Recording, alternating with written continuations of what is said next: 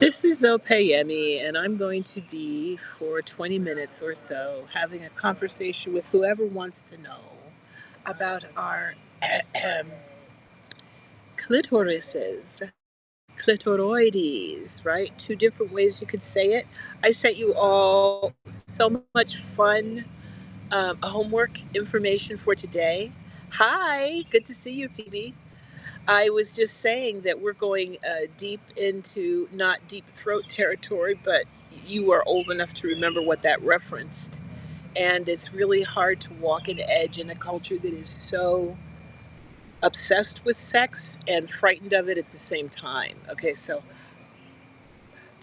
I am going to try for 20 minutes over at YouTube to have a conversation that stays posted about our clitorises. Last week, 2 weeks ago, it was ovaries. And the fact that our ovaries have neural tissue. Well, I checked it. Remember, I said I wasn't sure whether I even wanted to know what was going on the other side of the gender gap. But it turns out that that is not true for the testicle. The testicle is innervated, but the testicle does not have neurons in it the way the ovary does. Things that make you go, hmm. All right. I am sitting outside in a lovely location, as you can see. I'm going to stay out here as long as the bugs don't get to me. And you may hear birds in the background. Um, this is the courtyard in the 60 unit apartment complex where I live. It is a public housing project. There are four of them in my town, and they are populated by a variety of people, age wise, sort of 65 and older on a geriatric population. That's me. There are people with disabilities here, physical disabilities particularly, but also some cognitive challenges. There have been several people who've come here from being unhoused and are just so happy to have an apartment. You can feel it. Anyway, that's where I live. So, absolutely obvious that I'm going to try not to be snarky with this, but I tell you, it is extremely challenging because the last two essays that I wrote for Substack, I titled, They Don't Know Anything About Our Bodies. That means all the scientists and all the doctors, particularly the white male ones, but all of them. And this one I titled, They Really Don't Know Anything About Our Bodies, because we need to talk about that little organ that has no other function except pleasure, the clitoris. All right, if I do this right, I'm going to even be able to show you on two screens because I can do the kind of crazy stuff. Let's see. I'm going to try to turn one screen around so you can see a photo that has been fascinating me. Here we go. Do you see that? That pink object in that person's hand is a life-sized clitoris. All of that is the clitoris. All right. Can I say it feels like we've been duped to think that the only part we recognize? Come on, phone. Don't do that to me. Ugh. I hate it when this kind of tech support issue happens. So I'm just going to leave that part alone and recognize that I even get in trouble for posting little images like that. It's this whole topic has been flagged 18 plus. So here we are, people assigned female at birth with bodies that don't even get to learn about our bodies before we're 18 years old, according to YouTube. Okay. So I decided that it would be a really good thing to look a little bit at the history of how the hell did we get into a situation where not only do we not know that all of that you saw, it's the same amount of arousable tissue as the penis, but it's all positioned differently. How come we didn't know anything about that? All we knew about was the little tip, and we didn't know that much about the tip. How come? Right? How come? How can we come when we don't know anything about our bodies? That's a whole other story. But anyway, um, when my daughter was little, I mean, 18 months and very articulate and speaking in whole sentences, her dad came running to me during her bath because she was asking questions he didn't know answers to about what was going on between her own legs, different parts with all the different hole and the butthole, right? And even said to this 18-month-old, I know you, believe it or not, one day a baby can come out of that little opening there. And I was pointing as she squatted over a mirror at her vagina. And of course, what did she say? What's this little thing here? And she was talking about her clitoris. And I wasn't prepared for that, so I said, and I gave her the whole name. And at 18 months, she remembered the whole name and wanted to introduce that she had that particular part of her body to anybody who would listen. Because, of course, what's most interesting to you? Your nose, everybody talks about that. Your ear, everybody talks about that. No, the places people won't give names to are what is interesting when you're a little child. All right. So I'm glad you got to see for a minute. I said I'm outside, so we got to deal with the hotshot people with the motorcycles in the background. Um, we got that for a minute. Okay, the other one that I'm going to get for a minute is really looking at what we looked like developmentally and how our organs are so similar. How do we not know this? I'll show you. Let's see, get it here. Here we go. Flip again. That's a she. That's a he.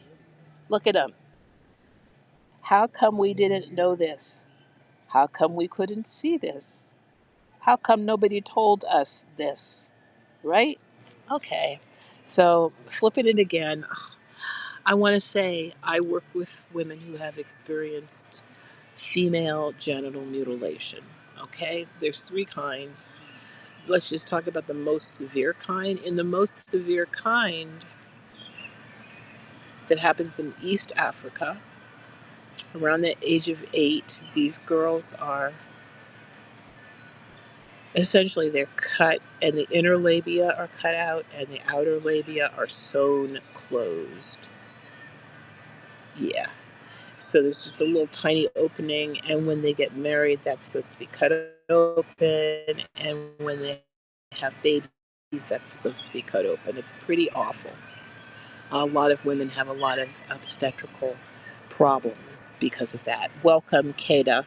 We're discussing the female private parts, which we're not naming as often as we would usually name them, because then the YouTube police will come after me, because that's the next place this is going to go. And just so you know, if I have things that get censored on YouTube, I usually put them up on Vimeo. Um, yeah, but anyway, this has already been flagged an 18 plus topic. Your clitoris. So I posted in my Substack essay pictures of this, and the fact is that it's a huge amount of tissue that we know nothing about, except that in the female genital mutilation story that I was saying about what is called infundibulation. That's the big fancy word for this one. They actually sew you shut, okay? They have mapped almost exactly what you saw. They've cut everything out. Like they knew it was there. They knew all that inner stuff was there. They cut it all out. How come we lost that knowledge? Okay. So I tried to find it on my own. Um, first of all, and it's really hard to do an accurate search these days. I'm just giving everybody a heads up. Unless you have access to medical libraries, science libraries, and even the CDC is a mess now, and so is the National Institutes of Health. So good luck doing your own research, but do check on sources. I couldn't find what I was looking for. And what I was looking for was, how the hell did we get into this mess where what all that beautiful tissue, that arousable tissue, we don't even know that it's there. Many people have tried to cut it out of us. And when did all of that start? And it turns out that that cutting out part started back in ancient Egypt, they believe, for the women. And of course, there's male circumcision as well. I'm not going to go into all of that right now. You can look it up for yourself. But I looked up how did it all start? And it started to deny women sexual pleasure. That was the main reason in ancient times. The belief is that in cultures that had very alpha male, and then maybe the other males weren't a threat, like a person who had a harem and had many wives, that to decrease the threat of the wives, you denied them their sexual pleasure, just like you would have a, you would make a man a eunuch because he would not be a threat to you. Alpha male, whoever the alpha male is. They even call this pharaohization, as in Pharaoh. As far as the men, it's a little more complicated because that was off the bugs. But early, men would do that to each other in war. Like in the United States, you would pull up the foreskin and slice it off. It leaves the man alive, but really hurting. And you got a souvenir. So, hello, Margaret. Welcome. We are discussing our female private parts by way of a rabbit hole adventure of how did things get so bad in the first place. And that was the history that I just gave. The cultures that are still doing this are there's a top 10, often Muslim cultures. That is cultural, not religious. It just happens to be where they are in the world. It seems it also follows the patterns of female genital cutting. And the number one country in the world is, I think, Burundi, and the number two is Sierra Leone. And for males, I just want to say the United States is in the top running because we're still circumcising 70% of our boys, and Europe's doing 20%. And there's no reason. And we say it's for hygiene, just like the African cultures and the Indonesian cultures and the Southeast Asian cultures and the Muslim cultures would say it was for hygiene. But it's really important to know when you're talking sexual hygiene, how to not play with yourself and pleasure yourself. Cut everything away that could be an erogenous zone. Oh, I'm so sorry. Connection problems. I have 3 bars, so I'm sitting in a pretty good place. This may be interference that's beyond you and me. I tell you, when I have interesting subjects, it really does get kind of hard to make it stick. So, as I said, I'm in a pretty good location. I'll try to slow down a little bit if it is that jagged. And as you saw in the essay, someone has just come out with a map. And how many is the count for how many nerves are in your clit? 10,000. 10,000. How about for the man's penis? Any guesses? A little over 8,000. All right, there's some very interesting stuff going on here that is starting to be studied. Just a little tiny kind of bit at the tip of some piece. So I see the connection remains bad. I'm happy to answer questions. I wanted to make sure people got a chance to look at some of the cool art that's out there. So I posted a half-minute sort of slideshow, no words from me, just all the art I was able to find by just Googling or internet searching clitoral art. And it was still flagged as 18 plus. I have one accurate picture. There's no pornography. There's no split wet beaver pictures, right? But it got flagged as 18 plus. So I'm very sad about that. I think the pictures are beautiful, and I think some of the art is awesome. Everything from a huge arc that's like 3 stories tall to sculptures to earrings and pendants and crafts of various sorts. So very, very fun. and lovely. And then the other thing is the woman from, I guess she's from Southeast. She's somewhere in she's somewhere in a Muslim country because of the way she's dressed. I know. And in that situation, she is so excited about sharing all about these 10,000 neurons. But I want her model. If you see, she's got a model that really opens up and breaks apart and shows you all the different pieces, and they're all at least life wanting to move forward, knowing more about. So, what do we do in a culture that is so ashamed of the woman's private parts, that women in the United States of America do not advertise this? But if you look at the back of most bridal magazines, we have all kinds of very strange practices.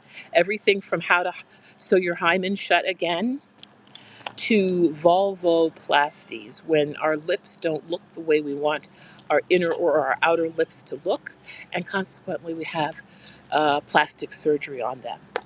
Once upon a time, a woman named Jessica Prynn, I think it's PR, but it might be PINN, a young woman decided to have that plastic surgery done on her own very special parts, and she was damaged. She was badly damaged, meaning that her nerves to her sexual arousal were cut.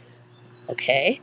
That's because nobody who did that surgery knew much about that beautiful pink thing that we just looked at together, and they cut through it and around it and damaged it in many ways. So she set about finding out why had this happened to her.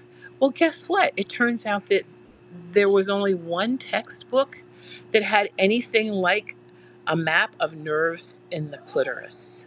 So she set about dissecting cadavers. Is a very complicated story, and it has everything to do with privilege in the background, yada yada. I'm not going to argue with you about that. She was a privileged white girl who took her pain and her suffering and turned it into education and work for the rest of us. And some of that is that she got textbooks to start to include the neural anatomy of the clitoris, which wasn't there before. You've heard me talk about the fact that in my medical training, only one of the cadavers we dissected, in like the room full of cadavers, male and female, only one of the females still had a womb. Um, so, how am I supposed to learn about the anatomy of the uterus when the uterus has all been removed? Ay, Dios mío. All right. So, Jessica Pinn did this work, which was very interesting work. The men are jealous. That's why they needed women cut. Yeah, I think it's even bigger than that. And I mean, that's pretty awful, right? When you look at what happens to them and how they're still in denial, both sexes have developed absolutely horrible torture to each other and to ourselves on the genitals. Babies in America, 7 out of 10 baby boys are still having their weenies whacked. Come on, that's kind of crazy. And in the women who are at risk in third world countries, which is what we used to call them, in the countries that are still doing high rates of this, is this considered a reason to seek asylum in the United States at this moment in time? I'm asking the question, because it doesn't seem like anything is a reason to seek asylum.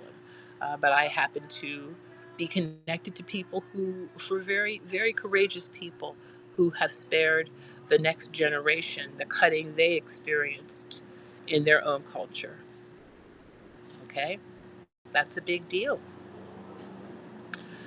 One last story, and all these different stories of these very sensitive issues. The Venus of the Hottentot Venus. You look up that story, okay?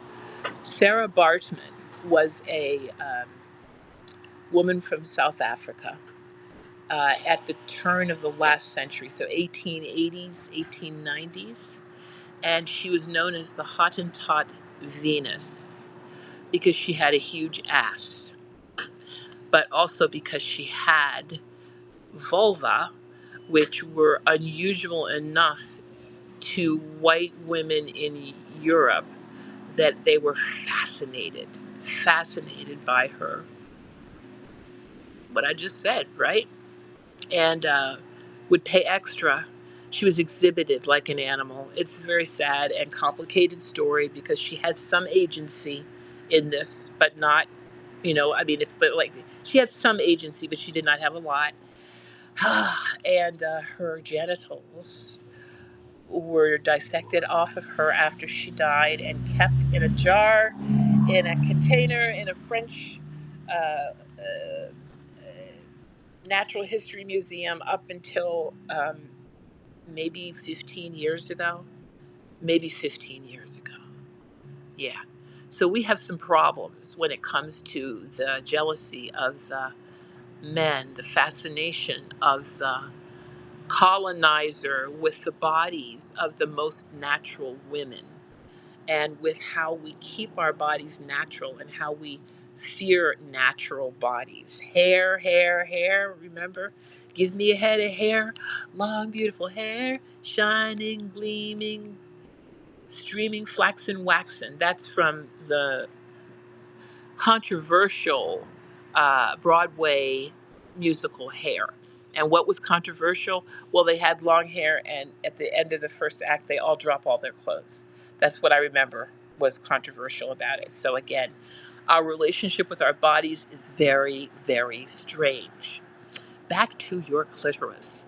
I hope you all have found yours. I hope you have realized that that anatomically correct drawing says something about engorgement and arousal that I certainly have experienced many times in my long life. We used to have funny phrases. It's like you feel like a baboon in those pictures of the baboons in heat when everything is engorged and aroused. Well, that's the feeling I've had many times in my life, and nobody had to tell me which parts were swollen. I could figure a lot of that out. We also have lots of liquids that come from that part of our body when we're very excited. And some of those surprise women. Many women do not know that women can ejaculate, and you ejaculate out of your urethra.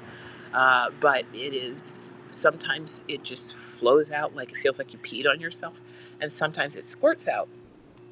Okay, and that hasn't been studied very much either. Yes, hair was funny because it was just sort of provocative and didn't go uh, anywhere very much. All right. Wandering around. Again, I'll answer questions if people have questions, but I want to say I don't want to use that word too much, but the idea of what this part of our body is able to offer us that has been underrated and underestimated and kept away from us is pretty amazing.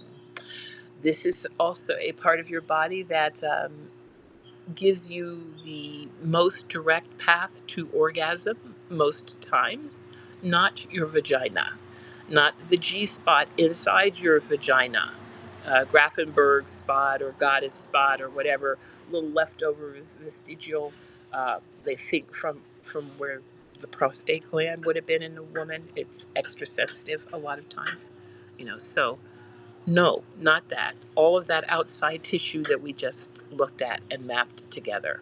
So any part of it can be aroused. And of course, there was a pathway that got cut off in the women that get snipped because they've got to go through the limbs and it doesn't go straight down. And anyway, what do they know about the pathways? Not that much either, but we're learning. The other thing that is sad is how many women feel like our own vulva are ugly. And that has a lot to do with what have we seen? We've seen photoshopped Playboy, Hustler. I don't even know what's going on online with porn right now. Images where everybody's had those awful surgeries that I mentioned, where everybody's lips are exactly the same size, and the inner lips, like the right vulva has inner lips smaller than outer lips. Wrong. They come in all varieties, right? And very rarely are they the same size. One's a little floppier or longer than the other. And I love the images that compare our genitals to flowers, because that's what they really do look like. How we cut off in all of these ugly, awful places and spaces is challenging. When you look at the 2.5 minutes of art that's available on the internet that has to do with the clitoris, you'll see that we've done some really delightful things, particularly with the images that are like flowers. And I'm a little taken aback that there's a whole series of images that are named clitoral art, and they are AI generated. And you can tell them. I put them all together, but they have the same colors, and they're very interesting artwork too. So I don't know what you want to say about AI at this moment in time. AI did help me find that answer to. There's a woman who had an injury to her own vulva, and it inspired her to go and study the clitoris. Who is that? And the AI had to do 3 searches. The AI kept insisting it was a woman named Helen O'Connell, who is a Australian urologist who did a lot of the anatomy of the clitoris. But that's not who I was talking about. I said, no, no, I'm talking about an American woman. She's not a doctor. So the second time it insisted it was Helen. I said, no, it really isn't. There's somebody else out there. Keep looking. And when it came back, it found it. It found it. And it found it through an episode of all things, The Daily Show. So all of those I have linked you to. The episode of The Daily Show was one of those serious, funny episodes. The woman who is doing the research on health advocacy for women around issues of genital autonomy. That means you make up your own decisions about your genitals. Genital education. That means you really understand what's going on, what the anatomy is, and you understand what you're asking for and what you're going to get if you have any kind of plastic surgery. Okay, it's 7:25 on my clock. I usually do 20 minutes of talk and check in. These links are fascinating. I hope you all get to look at some of the additional information I have, and wish me well as I am committed to finding, um, either before I get to Panama or having it shipped to Panama in the fall, inshallah, this wonderful model that the woman was using that is the size of your hand, and the Lilium speculum, the one that's like a big tampon and it opens up like 3 ways like a flower, and the model that the woman who is wearing hijab was using when she was explaining the inside of our genitals. So much better where I'm sitting now. Okay, I'll know this for future reference. I may just sit outside with a brick wall behind me in the future. I thank the 4 of you who tuned in. I hope other people who see this over YouTube enjoy it. And I hope people who do not subscribe will subscribe to me at Patreon, not here at Substack. At Patreon, I put the links over there. It's all about playing. I guess catch me if you can with censorship. So thank you for putting up with my odd choices on where I post and how. I'm glad you loved it, Phoebe. I had a good time too. Take good care, everyone.